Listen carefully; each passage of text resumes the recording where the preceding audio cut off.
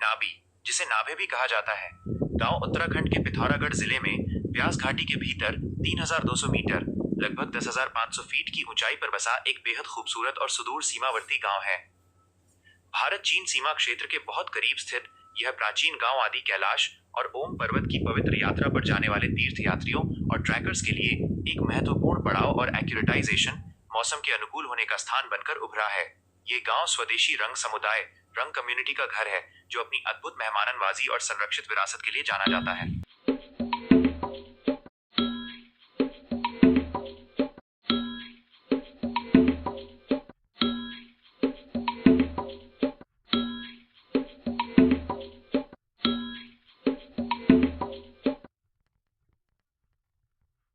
मैदानी इलाकों से नाबी, जिसे नाभे भी कहा जाता है, गांव तक पहुंचने के लिए काठगोदाम या पंतनगर से अल्मोड़ा और पिथौरागढ़ होते हुए लगभग 270-300 किलोमीटर की दूरी तय करके धारचूला बेस कैंप पहुंचना होता है, जहां से वास्तविक 70-80 किलोमीटर का साहसिक मार्ग तवाघाट, पांगला, गाला, बुधी, करब्यांग और गुंजी होते हुए आगे बढ़ता है। हालांकि तवाघाट के बाद बॉर्डर रोड ऑर्गेनाइजेशन बीआरओ द्वारा चट्टानों को काटकर बनाई गई सड़कें दुर्गम है, फिर भी अब यहाँ 4x4 गाड़ियों से सीधे 5 से 7 घंटे में पहुंचा जा सकता है, जबकि यात्रा सीजन के दौरान मौसम साफ होने पर सरकार द्वारा धारचूला से गुंजी तक हेलीकॉप्टर सेवा भी संचालित की जाती है।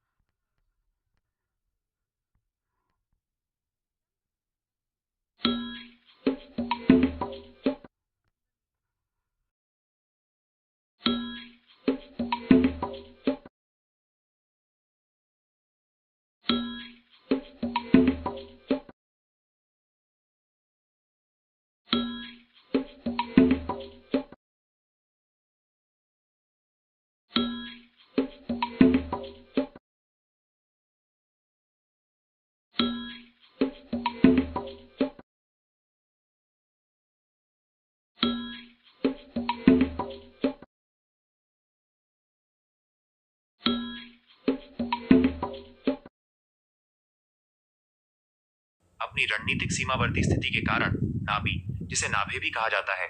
गांव को भारत सरकार के वाइब्रेंट विलेजेस प्रोग्राम के तहत शामिल किया गया है, जिसका उद्देश्य सीमावर्ती क्षेत्रों में बुनियादी ढांचे को मजबूत करना, युवाओं के कौशल विकास को बढ़ावा देना और स्थायी पर्यावरण पर्यटन इको टूरिज्म के जरिए पलायन को रोकना है।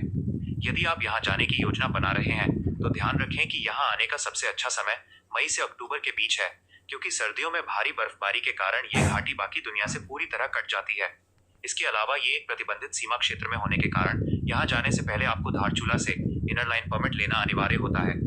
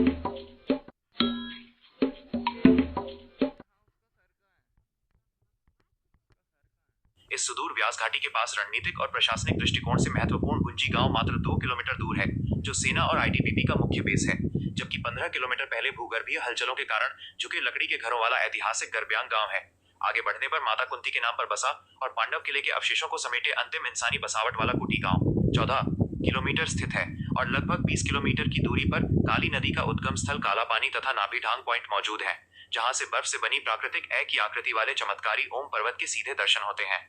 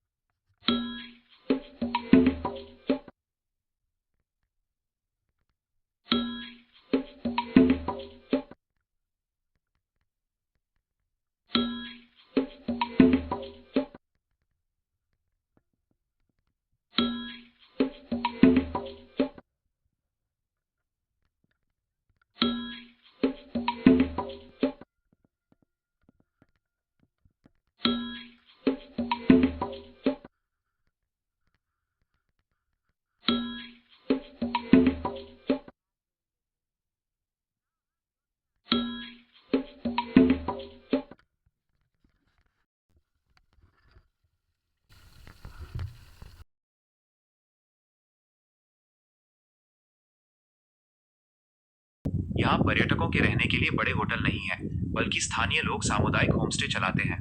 ये होमस्टे पत्थर और लकड़ी से बनी पारंपरिक वास्तुकला का बेजोड़ नमूना है, जहाँ आपको मंडुआ, रागी जैसे स्थानीय हिमालयी अनाजों का स्वाद चखने को मिलता है।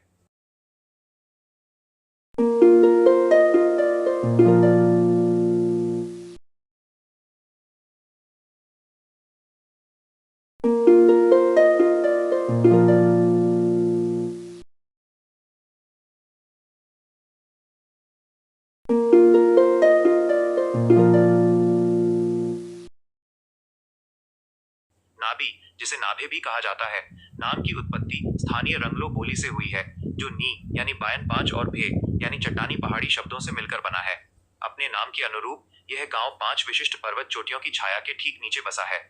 ये उबड़ खाबड़ घाटी के उन चुनिंदा गांवों में से एक है जिसे प्रकृति ने समतल कृषि भूमि और प्रचुर मात्रा में मीठे पानी के स्रोतों का आशीर्वाद दिया है। स्थानीय संस्कृति में इसे नगासा मर्ती भी कहा जाता है, जिसका अर्थ है 50 जल स्रोतों की भूमि। यहाँ स्थित जांगतीथा झरना अपने औषधि और शुद्ध पानी के लिए प्रसिद्ध है, जिसे स्थानीय लोग जांगती मुल्टी यानी सोने चांदी जैसा पवित्र पानी मानते हैं।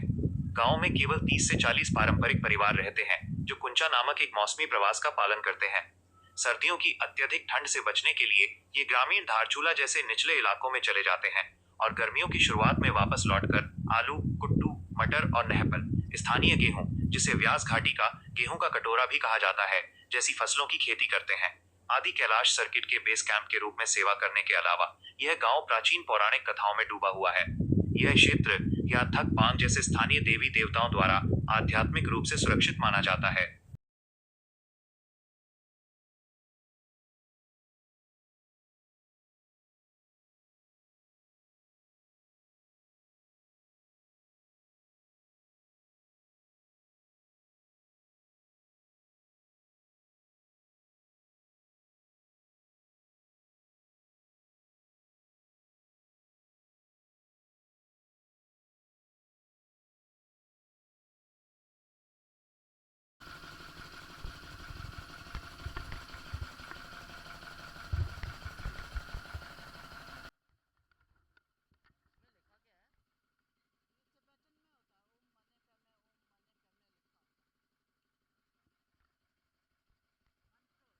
1962 के भारत चीन युद्ध से पहले व्यास घाटी भारत तिब्बत सीमा व्यापार का एक बड़ा केंद्र थी, जहां नाबी, जिसे नाभे भी कहा जाता है, गांव के पूर्वज भोटिया रंग लोग कुशल व्यापारी के रूप में काम करते थे।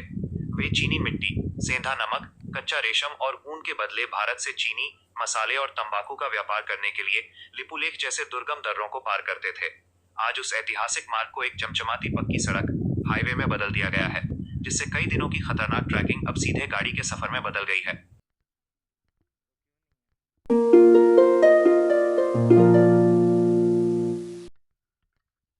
सर्दियों के प्रवास के दौरान वे दाजा नामक एक रस्म निभाती हैं, जिसमें पहाड़ों के देवताओं को खुश करने के लिए चावल के दाने हवा में उछाले जाते हैं और पेड़ों पर सफेद कपड़े बांधे जाते हैं, ताकि उनकी यात्रा मंगलमय हो।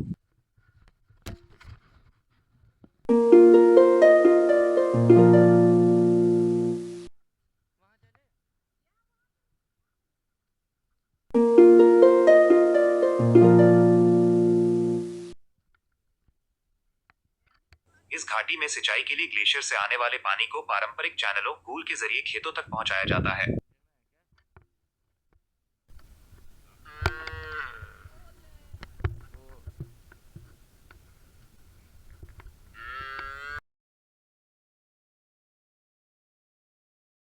नाबी, जिसे नाभे भी कहा जाता है, गांव के आसपास के बुग्याल, घास के मैदान, दुर्लभ औषधीय पौधों और जड़ी बूटियों जैसे कीड़ा जड़ी, यारसागुम्बा, एकोनिटम और जंगली हिमालयी लहसुन से समृद्ध है।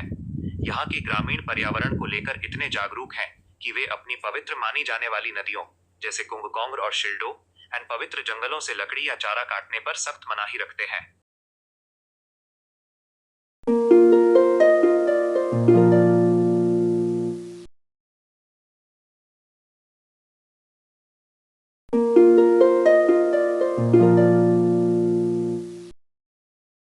नाबी, जिसे नाभे भी कहा जाता है, गांव की वास्तुकला प्राचीन जलवायु अनुकूल इंजीनियरिंग का एक बेहतरीन उदाहरण है, जहां घरों की मोटी पत्थर की दीवारें और लकड़ी की छतें सर्दियों की ठंडी रातों में गर्मी को अंदर रोक कर रखती हैं। इन घरों की खिड़कियों और दरवाजों पर रंग समुदाय की पारंपरिक लकड़ी की नक्काशी देखने को मिलती है। भौगोलिक रूप से यह गांव याकती नदी और कुटी यांगती नदी के संगम पर स्थित है, जिससे यहाँ उपजाऊ समतल भूमि उपलब्ध होती है।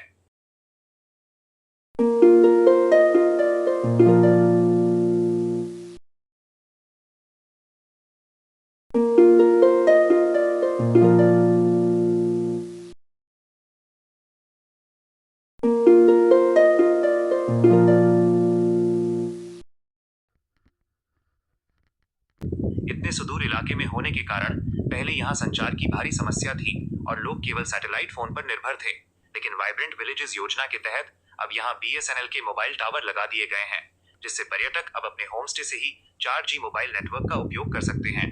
इसके साथ ही देश के युवाओं को सीमावर्ती संस्कृति से जोड़ने के लिए सरकार द्वारा चलाए जा रहे माई भारत स्वयं सेवक कार्यक्रम के तहत देश भर के युवा यहाँ आकर स्थानीय विकास और एक भारत श्रेष्ठ भारत की भावना को बढ़ावा दे रहे हैं।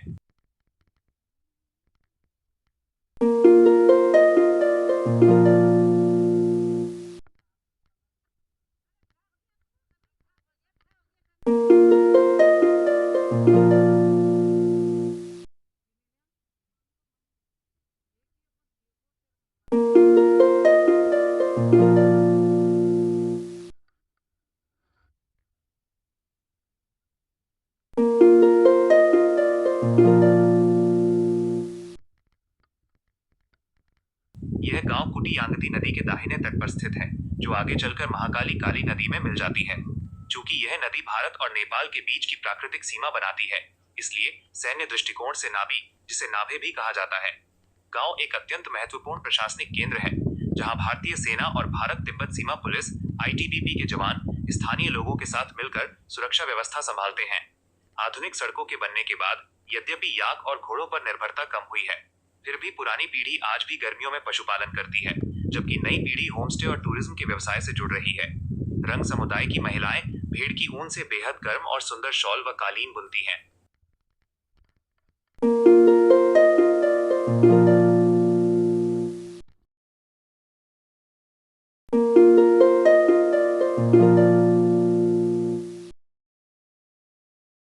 इस पूरी घाटी के पारिस्थितिकी तंत्र की रक्षा यहाँ चारों ओर फैला भोजपत्र और हिमालयी देवदार के घने जंगल करते हैं, जो ऊंचाई बढ़ने पर अल्पाइन घास के मैदानों बुग्यालों में तब्दील हो जाते हैं। यहाँ के रंग समुदाय के लोग झांक यानी पवित्र वनों की परंपरा का कड़ाई से पालन करते हुए इन संरक्षित जंगलों से हरी लकड़ियां या चारा काटना पूरी तरह वर्जित रखते हैं, जिससे मानवीय हस्तक्षेप से अछूते ये वन कूटी यंगती नदी तंत्र के मुख्य जल संभर का कार्य कर भूस्खलन को रोकते हैं। प्रकृति की इसी अनमोल गोद में बसे इन वनों में हिम तेंदुआ, कस्तूरी मृग, भरल, ब्लू शीप और हिमालयी काला भालू जैसे दुर्लभ उच्च ऊंचाई वाले वन्यजीव निवास करते हैं। और यहाँ के घने पेड़ों के बीच उड़ने वाला अत्यंत रंग बिरंगा मोनाल पक्षी तथा कलीस तीतर इस शांत क्षेत्र की प्राकृतिक सुंदरता को और अधिक जादुई बना देते हैं। इसके अतिरिक्त यहाँ की अनूठी रंगलो बोली और प्राचीन मौखिक परंपराओं को जीवित रखने के लिए ग्राम स्तर पर विशेष सांस्कृतिक केंद्रों की स्थापना की जा रही है, जहाँ आने वाले पर्यटक स्थानीय नृत्य जैसे चम और पारंपरिक गीतों का सीधा आनंद उठा सकते हैं। गांव की इस बढ़ती लोकप्रियता के कारण अब यहाँ सौर ऊर्जा, सोलर ग्रिड और कचरा प्रबंधन, वेस्ट मैनेजमेंट की आधुनिक प्रणालियों को भी विकसित किया जा रहा है, ताकि बढ़ते पर्यटन के बावजूद इस संवेदनशील हिमालयी क्षेत्र की शुद्धता और पर्यावरण को कोई नुकसान न पहुंचे।